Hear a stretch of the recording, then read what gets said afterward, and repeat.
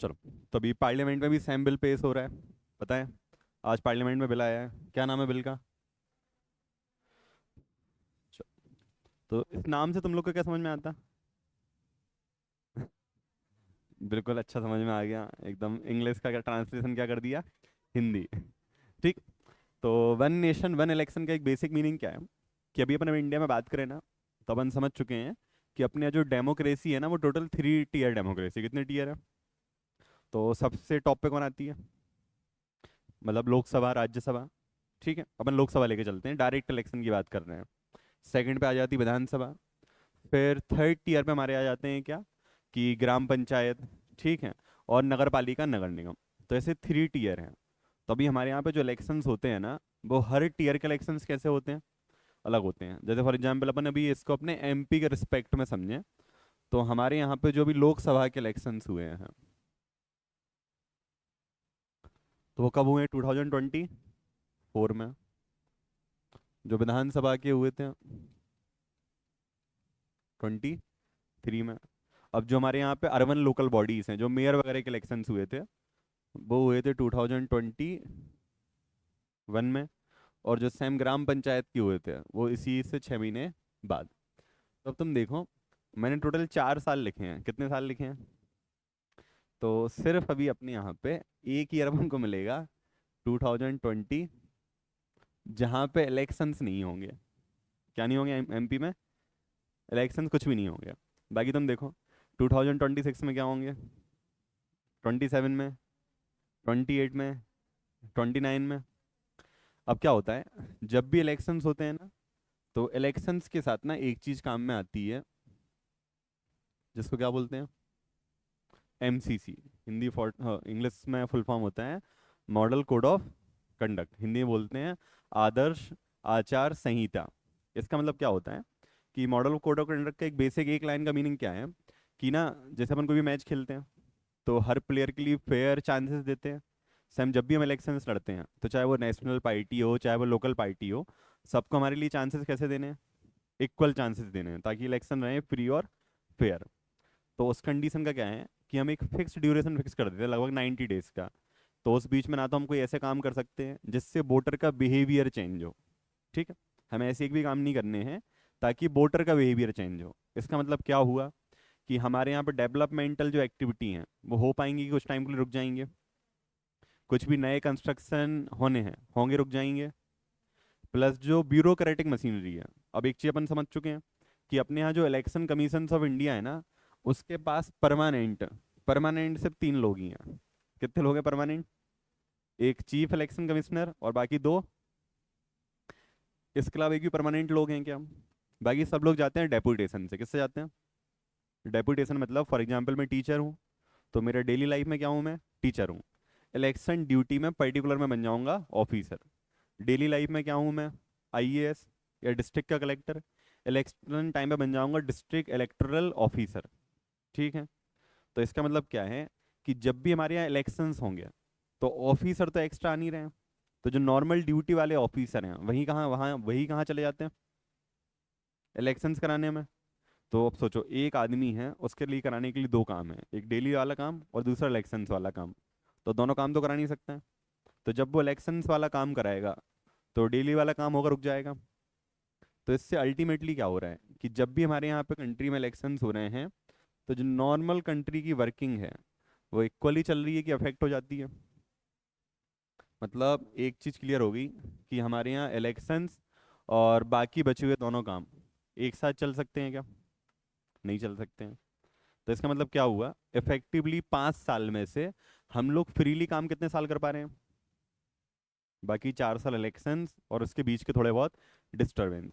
ठीक है। सेकंड चीज, अब बार बार जब इलेक्शंस होते हैं, तो पॉलिटिकल पार्टीज जो हैं, तो वो कभी भी पार्टियों को छोड़ पाती हैं। एक मुझे समझ में आ रहा है कि ये काम ना होना चाहिए, ये मेरी सिटी के लिए अच्छा है, लेकिन यदि ये काम मैंने इस पार्टी को करने दिया, तो अल्टीमेटली फायदा किसको होगा? तो भले ही वो अच्छा काम हो, फिर भी अपोजिशन वाले उस काम को सपोर्ट करेंगे, अपोज करेंगे। तो कभी भी हमारे अंदर ना डेवलपमेंटल फीलिंग आ ही नहीं पाती है। हमें हमेशा क्या लगता है कि कंपटीशन में बने रहो। तो ऐसी बहुत सारी प्रॉब्लम है ना। तो इन्हीं प्रॉब्लम को दूर करने का अभी जो एक रास्ता दिख रहा है, तो वो क्या दिख रहा है? इसका मतलब क्या है कि इंडिया में हमारे यहाँ इलेक्शंस का जो साइकिल है, जो साल भर और पूरे 5 साल चलता रहता है, अब वो सिर्फ 5 साल में कितनी बार चलेगा? सिर्फ एक बार चलेगा। कितने बार चलेगा? इतनी सी कहानी क्लियर हुई। तो वन नेशन वन इलेक्शंस का अभी जो हमारे यहाँ आज पार्लियामेंट में ड्राफ्ट आया है ना, तो वो ड्राफ्ट प्रिपेयर्ड किया है जो हमारे इंडिया के इसके पहले वाले प्रेसिडेंट थे, रामनाथ कोविंद जी, जो एक्स प्राइम मिनिस्टर है ना, उन्होंने इसको लेके आए हैं। तो अभी वाला जो ड्राफ्ट है ना, ये बोलता है कि हमारे लिए इंडिया में जो लोकसभा और विधानसभा के इलेक्शन, जैसे इनको भी एक साथ कराना है, इसमें थर्ड लेवल लेके नहीं आएंगे, अभी सब किसको लेके आना है, और उसके पर्टिकुलर कुछ देर बाद या कुछ दिन बाद हम किसके इलेक्शंस कराएंगे? लोकल बॉडी के। ठीक है, बस इतना सा है। तो उसका मेन ऑब्जेक्टिव क्या है, वही तो हम लोग को बताया है कि जो बार बार इलेक्शंस की वजह से डिस्ट्रप्शंस होते हैं वो क्या होते जाएंगे, प्लस जो गवर्नमेंट की फंक्शनिंग है वो क्या हो जाएगी? स्ट्रीमलाइन, एकदम चलता रहेगा।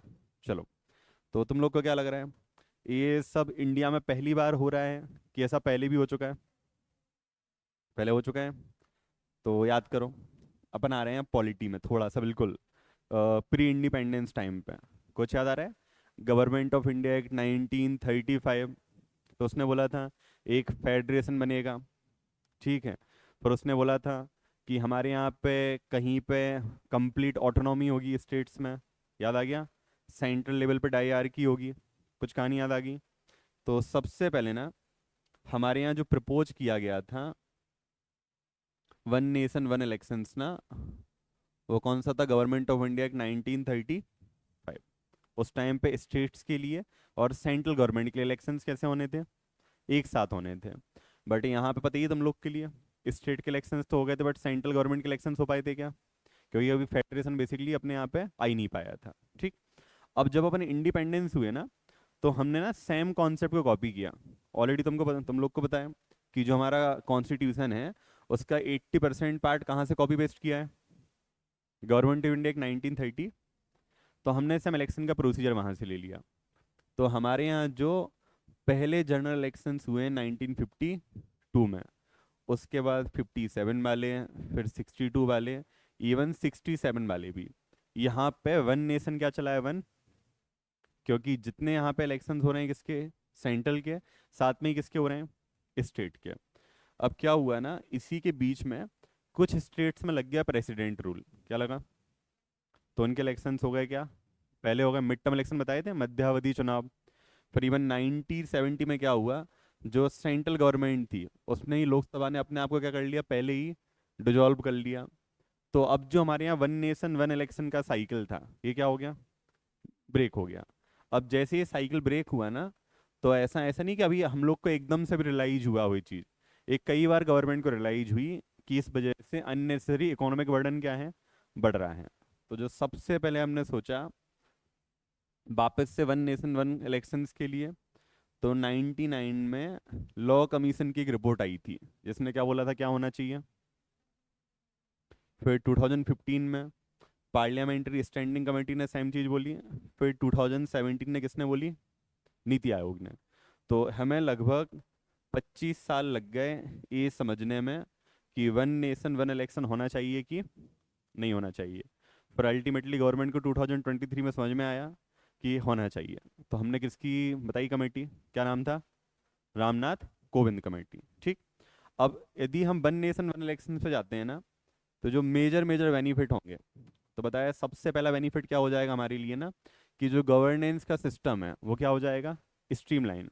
क्योंकि सबसे ज़्यादा हमारे यहाँ टाइम वेस्टेज किसकी वजह से होता है? Model code of conduct.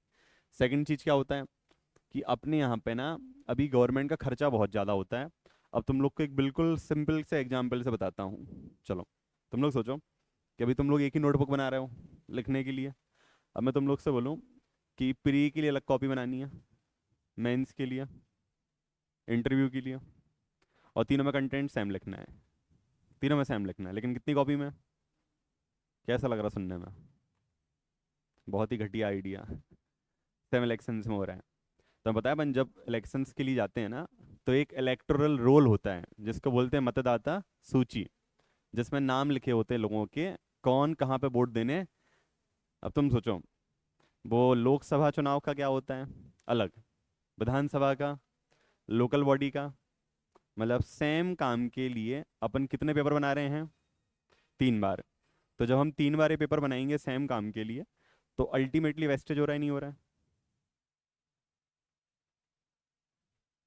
इसकी कॉस्ट किसके लिए जा रही है? अभी हम जो आउट ऑफ पॉकेट कॉस्ट है, जो लोगों में बांटी जाती है चुनाव की, उसकी बात नहीं कर रहे हैं, जो बाकी में गवर्नमेंट खर्च करती है। तो देखो कितनी करोड़ जा चुकी है। क्यों? सोचो जब इलेक्शंस होते हैं इतने सारे पोलिंग बूथ बनते हैं, आजकल देखे हैं पोलिंग बूथ के बाहर इतना सारा डेकोरेशन होता है, बलून से डेकोरेट होते हैं, ये होते हैं वो होते हैं। प्लस सोचो कितने सारे इलेक्शन कैंपिंग चलती है, प्लस जिनकी ड्यूटी लगती है उनको क्या देना पड़ता है, सैलरी देनी पड़ती है। प्लस इतने सारे आर्मी वाले लोग आते हैं, अपने यहाँ पे जो CAPF के लोग आते हैं उनका आने जाने का खर्चा। तो ऑटोमेटिकली इलेक्शन की कॉस्ट इससे क्या हो जाती है, बहुत ज़्यादा। जब वन नेशन वन इलेक्शन होंगे तो कॉस्ट क्या हो जाएगी ऑटोमेटिकली। तो इसी पैसे को अपन कहाँ यूज कर सकते हैं, दूसरे सेक्टर में। सेकंड चीज़ क्या होता है कि जब बार बार इलेक्शंस होते हैं ना, तो उसको बोलते हैं इलेक्शन फटीक। जो तुम लोग के साथ होता है ना, कि 15 एक दिन में एक आध टेस्ट होता रहता है, तो मोटिवेटेड रहते हो। लेकिन हर तीसरे दिन हो जाए तो फिर फर्क ही नहीं पड़ता है। और ठीक है, इस बार कमाएंगे अगले बार में कवर कर लेंगे। सेम वोटर्स के साथ होता है। जब फॉर एग्जांपल मेरा नाम ही कोई दूसरी सिटी में वोटर लिस्ट में है, और मैं रह रहा हूँ दूसरी सिटी में, तो जब भी मैं बार बार वोट देने के लिए जाना होगा, एक बार तो मैं चला जाऊंगा कि यार मेरी नेशनल ड्यूटी है, मुझे एकदम अच्छा नेता चाहिए, देश बदलना है। लेकिन बार बार क्या लगता है, देश बदलने के चक्कर में खर्चा किसका हो रहा है, 2 दिन 3 दिन की छुट्टी लेनी पड़ रही है, इससे बेटर है घूमने चले जाओ। तो अपने आप वोटर टर्नआउट जो होता है वो क्या हो जाता है, कम हो जाता है। फिर हम कई बार देखते हैं कि हमारे यहाँ बाई इलेक्शंस हो जाते हैं, तो वोटर टर्नआउट क्या हो जाता है, और ज़्यादा कम हो जाता है। ठीक। उससे बड़ी प्रैक्टिस प्रॉब्लम क्या होती है हमारे यहाँ ना, क्या हो जाती है, माल प्रैक्टिसेस कैसे हो जाती है। बार बार इलेक्शंस हो रहे हैं, तो पिछली बार दिए थे इतने रुपए, आदमी के एक्सपेक्टेशंस क्या हैं, अब बाद में सैलरी बहुत ज़्यादा मिलनी है क्या, नहीं। अब लेकिन मुझे फंड चाहिए इलेक्शन लड़ने के लिए, ऐसा पड़ा है पेपर पेपर में आता रहता बीच बीच में कि इन्होंने इस पार्टी को इतना सारा डोनेशन दिया। तो भगवान के लिए डोनेशन नहीं देते फ्री में? तुम लोग देते हो कोई मंदिर में? बोल के आते हो अगला पेपर है, भगवान निकलवा देना 1,001 रुपये का दान। तो जो लोग पॉलिटिकल पार्टीज को फंड करते हैं, सब उनकी एक्सपेक्टेशंस रहती है कि बाद में हमारे लिए आपकी तरफ से क्या मिलना चाहिए, बहुत सारे गवर्नमेंट टेंडर, बहुत सारे गवर्नमेंट कॉन्ट्रैक्ट। तो एक सबसे बड़ी प्रॉब्लम ये हो जाती है हमारे लिए। ठीक। अगली चीज कि जो बेचारी सिक्योरिटी फोर्सेस के लोग हैं, अब उनका एक्चुअल ड्यूटी क्या है, इंटरनल सिक्योरिटी को मैनेज करना। अब मैंने वही तुम लोग को बात बताई ना, हमारे पास फोर्स क्या है, फिक्स है, मशीनरी क्या है, फिक्स है। सिर्फ चैलेंजेस क्या हो जाते हैं, डेली बढ़ जाते हैं। तो जब इलेक्शंस होंगे और हम CRPF के लोगों को इलेक्शंस के लिए लेके आएंगे, तो जो नक्सल मूवमेंट के लिए लगे हुए लोग हैं वो लोग वहाँ पे इक्वल रहेंगे, कम हो जाएंगे। तो ऑटोमेटिकली नक्सल मूवमेंट वाले लोग हो गए, या फिर जो एक्सट्रीमिस्ट लोग हो गए, जो या जो हमारे यहाँ कश्मीर में टेररिस्ट वाली चीज़ है, उनके लिए एक तरह से क्या मिल जाता है, ओपन प्ले ग्राउंड मिल जाता है। ठीक।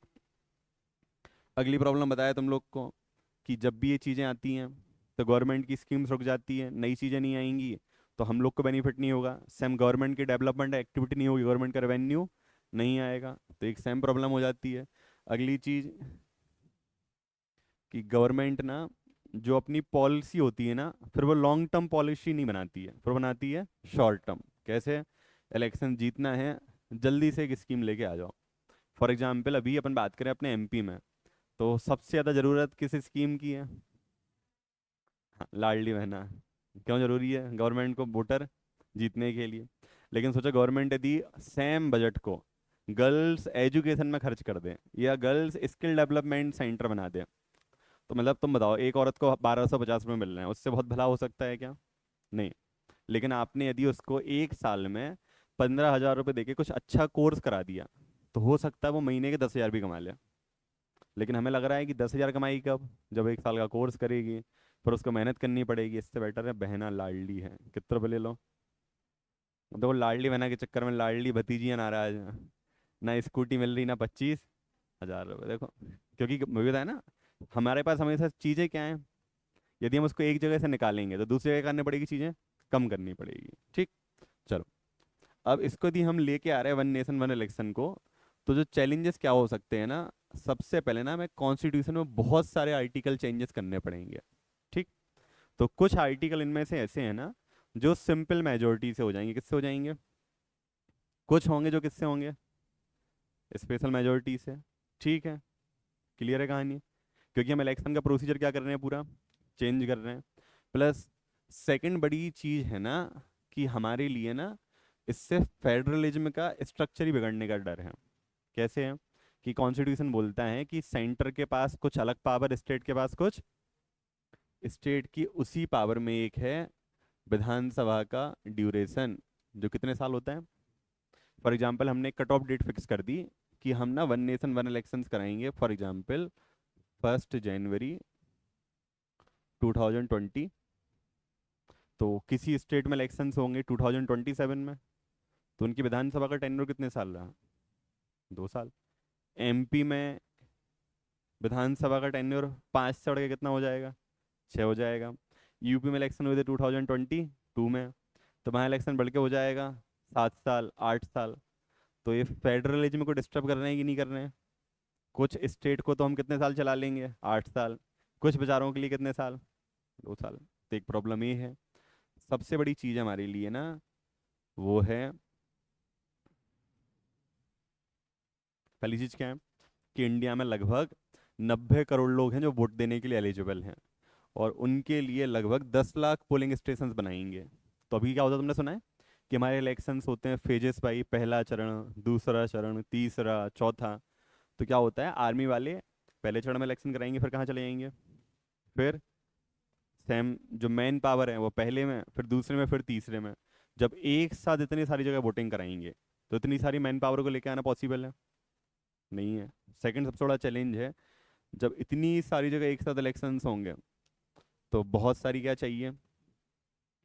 तो अभी ना वही वाली बात है, तुम लोग से एक नॉर्मल क्वेश्चन पूछ रहा हूँ, बताओ। तुमने एक कार खरीदी है, अब चाहे उसको डेली चलाओ, एक नॉर्मल 10-5 किलोमीटर, और चाहे 6 महीने में एक बार चलाओ, जो सर्विसिंग कॉस्ट है क्या होती है? सेम ईवीएम के साथ है, मशीन है। एक टाइम के बाद क्या करवानी पड़ेगी? Part replace, battery replace. ठीक है। अभी तो इलेक्शन हर साल हो रहे हैं, ईवीएम किस में आ जाती है बार बार, फिर 5 साल में एक बार होगी, तो माल फंक्शनिंग के चांस क्या रहेंगे? ज़्यादा। अभी तो कंटिन्यूसली यूज में है ना, तो पता चल जाता है किसमें क्या प्रॉब्लम हो रही है। तो एक ऑपरेशन चैलेंजेस ये है हमारे पास बहुत बड़ा। ठीक। उससे बड़ा चैलेंज क्या है, अभी हमें पता है गवर्नमेंट को ना कि यदि लाडली बहना स्कीम बंद कर दी, ठीक है, तो अभी अगले इलेक्शंस आएंगे तो उसमें जीत पाएंगे, हार सकते हैं। क्योंकि लोग बोलेंगे आपने वादा और कुछ किया था, दिया और कुछ है। ठीक है। फिर उसका इन केस अभी चलने दिया, यदि आपने यूथ को एम्प्लॉयमेंट नहीं दिया, तो अभी तो लोग वोट दे रहे हैं, बाद में लाडली बहना भी नाराज हो जाएंगी कि बहनों को कब तक पैसे दोगे। भांजे भी तो देखो, वो भी तो बेरोजगार बैठे हैं। ठीक है। तो गवर्नमेंट को कंटिन्यूसली काम करना पड़ता है, लेकिन जब पता चल जाएगा ऑलरेडी इलेक्शन कितने साल बाद होने हैं, तो बस जैसे इलेक्शन का टाइम आया ना, तो मैं हर बहन को दूंगा महीने के कितने रुपए, 5,000, जीत जाऊंगा, चुनाव का बंद कर दूंगा। क्योंकि फर्क ही नहीं पड़ना है अगले इलेक्शन कब होने हैं। बस 5 साल के पहले बहनें फिर भूल जाएंगी, फिर बढ़ा के कितने कर दूंगा, बहनें फिर खुश हो जाएंगी। तो अब गवर्नमेंट अकाउंटेबल रहेगी कि नहीं रहेगी? बार बार इलेक्शन से गवर्नमेंट की क्या बनी रहती है हमारे लिए? अकाउंटेबिलिटी। सेकंड चीज क्या हो जाएगा, अगला प्रॉब्लम है पॉलिटिकल। कैसे? कि इन्होंने ना टोटल, अभी इस कमेटी ने ना हमारे यहाँ पे जो टोटल पार्टियों से डिस्कस किया है ना, वो लगभग 52 के आसपास थी। फिर जिन्होंने रिस्पॉन्स दिया है उसमें से 32 पॉलिटिकल पार्टी किसमें है, इसके सपोर्ट में, और कितनी पार्टी अपोज में है? तो न्यूमेरिकल नंबर देखें तो बहुत आसान लग रहा है, 32 और 15 में से ऑब्वियसली बात है सपोर्ट में कितने लोग हैं।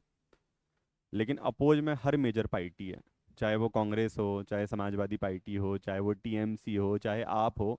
तो जितनी बड़ी बड़ी पार्टी हैं वो सब इसके क्या हैं? तो कहीं ना कहीं एक नैरेटिव बन सकता है ना कि बेसिकली गवर्नमेंट वही करना चाहती है जो गवर्नमेंट करना चाहती है, या गवर्नमेंट अनडेमोक्रेटिक स्टेप ले रही है। बार बार एक अपने डिसीजन चल रहा है ना कि ये सरकार संविधान बदलने वाली है, तो सरकार का संविधान बदलने के लिए कौन सा स्टेप हो गया है? पहला स्टेप हो गया। उसके बाद अगली चीज़ क्या है, जो प्रॉब्लम है कि अभी हम लोग को ये पता रहता है कि यदि गवर्नमेंट ने अच्छे से काम नहीं किया, सरकार गिर गई, मिड टर्म इलेक्शंस हो जाएंगे, फिर बाद में क्या होगा, सरकार अच्छी या बुरी है, हमें कितने साल झेलनी पड़ेगी। अभी हमें प्रॉपर नहीं पता उसके बिल के ड्राफ्ट में क्या लिखा है कि मिड टर्म इलेक्शन का कॉन्सेप्ट क्या रहेगा। या for example mid term elections हुए, तो अभी गवर्नमेंट को पता है हम कितने साल काम करेंगे, 5 साल। फिर क्या नई गवर्नमेंट 2.5 साल काम करेगी क्या? ये कन्फ्यूजन रहेगा पॉलिटिकल लेवल पे। ठीक।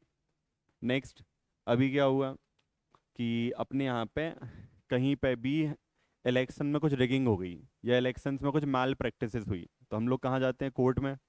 कोर्ट का सिस्टम आ जाता है। तो पर्टिकुलर जगह का आदमी हट के वहाँ पे क्या हो जाते हैं, इलेक्शंस। अब सोचो जब एक साथ चुनाव होंगे, तो वही बताया, कोर्ट में भी नंबर नंबर ऑफ जजेस क्या हैं। तो जब इतने सारे इलेक्शन रिलेटेड डिस्प्यूट जाएंगे, तो जज की पहली प्रायोरिटी क्या रहेगी, इलेक्शन से डिस्प्यूट।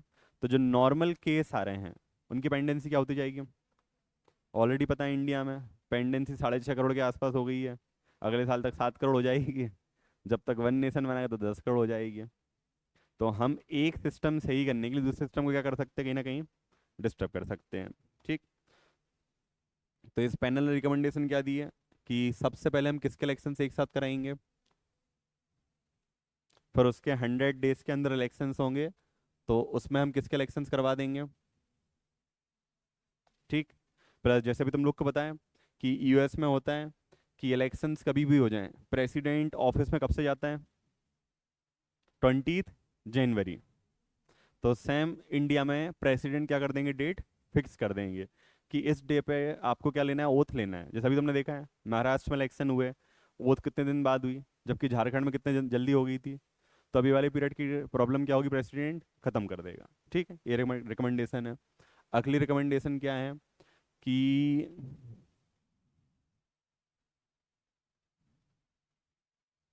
जब भी कोई हाउस हंग हो जाएगा, तो उसके लिए यदि फ्रेश इलेक्शंस होंगे, तो कितने टाइम के लिए होंगे, सिर्फ रिमेनिंग टर्म के लिए।